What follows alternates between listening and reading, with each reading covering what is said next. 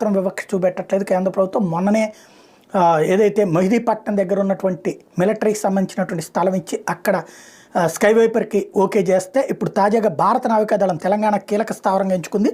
దేశంలోని 2వ VLF communication station Vikarabad జిల్లాలో నెలకొల్పబోతోంది. నౌకలు జలాంతర్గాములతో సంభాషించేందుకు నావికాదళం VLF very low frequency communication transmission station ఉపయోగిస్తుంది.